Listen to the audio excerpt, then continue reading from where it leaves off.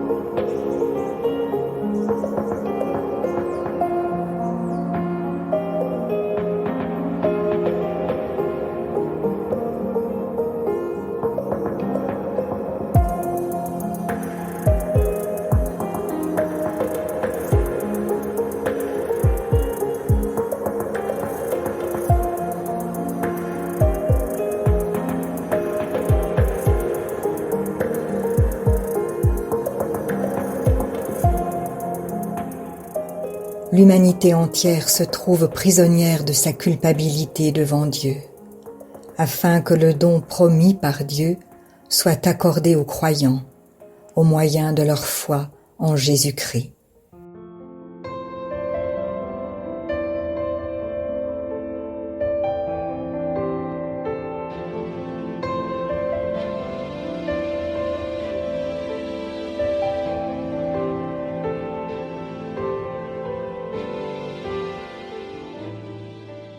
Le Seigneur n'est pas en retard dans l'accomplissement de sa promesse, comme certains se l'imaginent. Il fait simplement preuve de patience à votre égard, car il ne veut pas qu'un seul périsse. Il voudrait, au contraire, que tous parviennent à se convertir.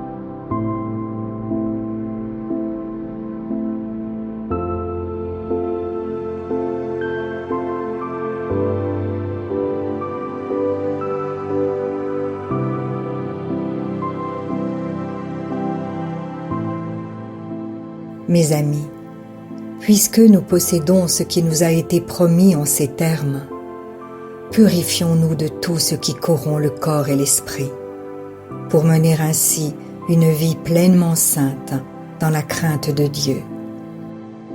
Dès à présent, nous sommes enfants de Dieu. Et ce que nous serons un jour n'a pas encore été rendu manifeste. Nous savons que lorsque le Christ paraîtra, nous serons semblables à lui, car nous le verrons tel qu'il est. Tous ceux qui fondent sur Christ une telle espérance se rendent eux-mêmes purs, tout comme Christ est pur.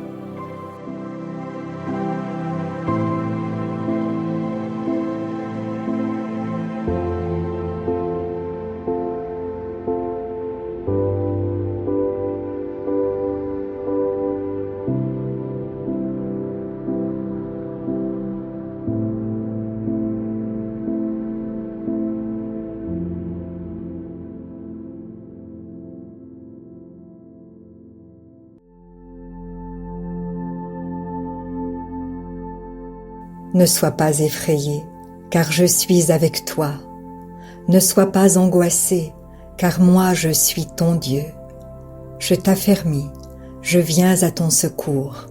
Pour sûr, je te soutiens de mon bras droit qui fait justice.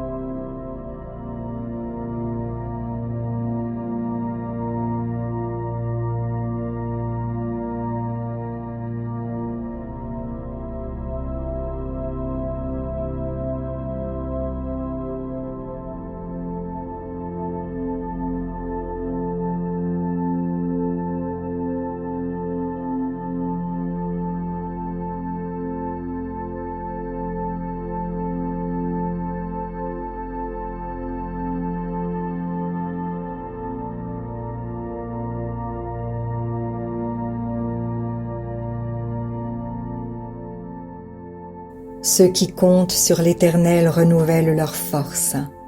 Ils prennent leur envol comme de jeunes aigles. Sans se lasser, ils courent, ils marchent en avant et ne s'épuisent pas. Je connais les projets que j'ai conçus en votre faveur, déclare l'Éternel. Ce sont des projets de paix et non de malheur, afin de vous assurer un avenir plein d'espérance.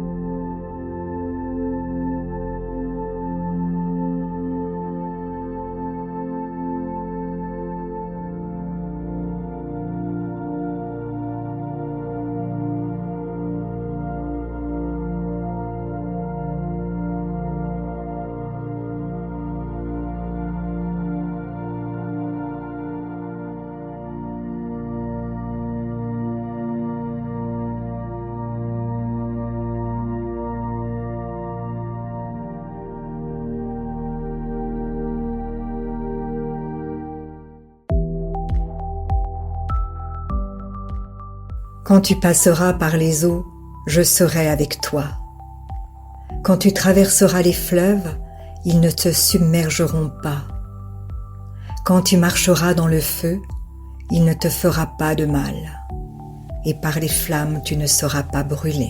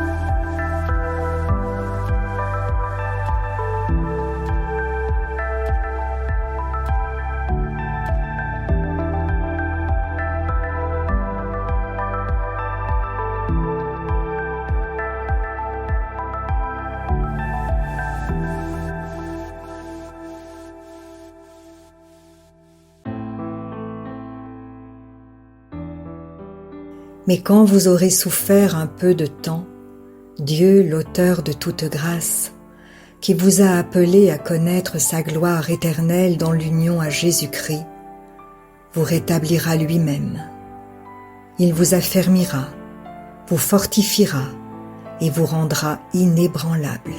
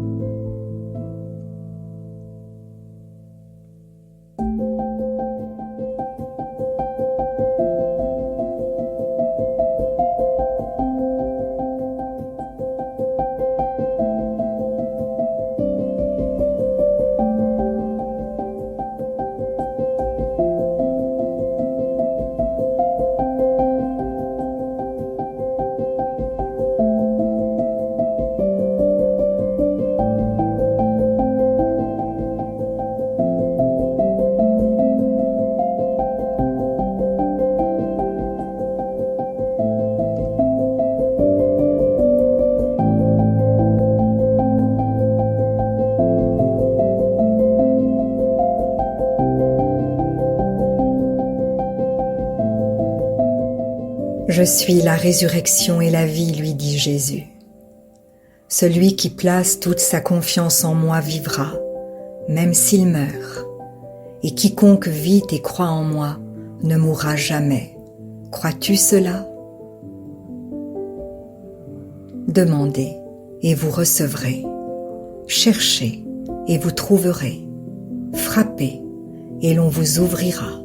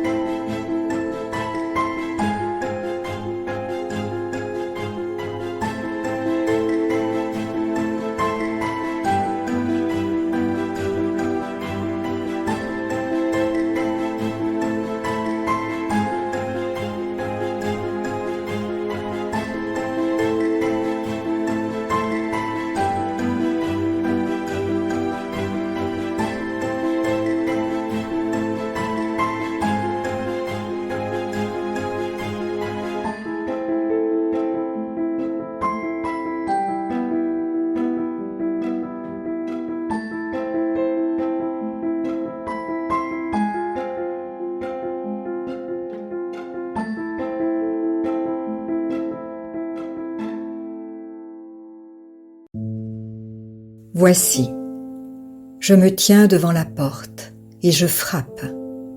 Si quelqu'un entend ma voix et ouvre la porte, j'entrerai chez lui et je dînerai avec lui et lui avec moi.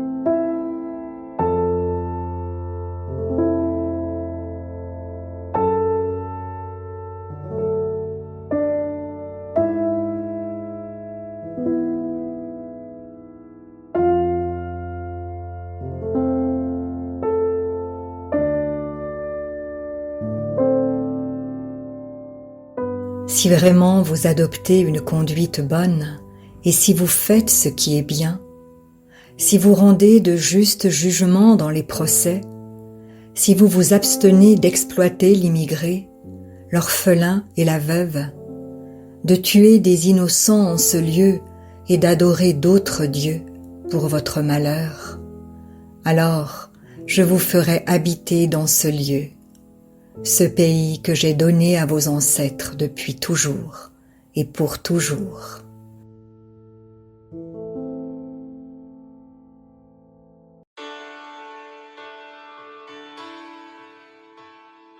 Si tu as fait un vœu à Dieu, accomplis-le sans tarder, car les insensés déplaisent à Dieu.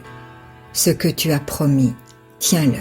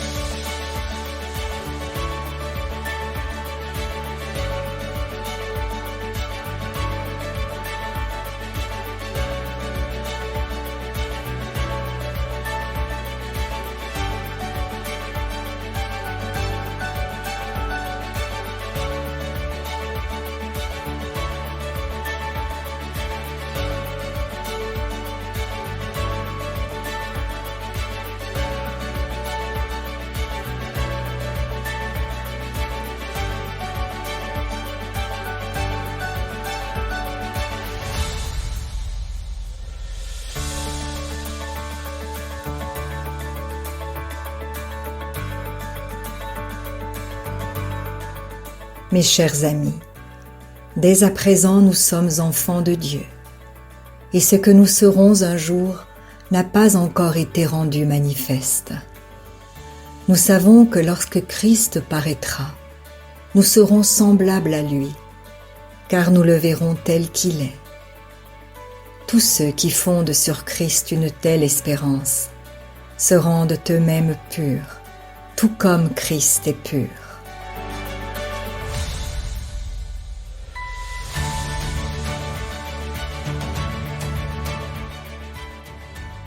Le vainqueur portera ainsi des vêtements blancs.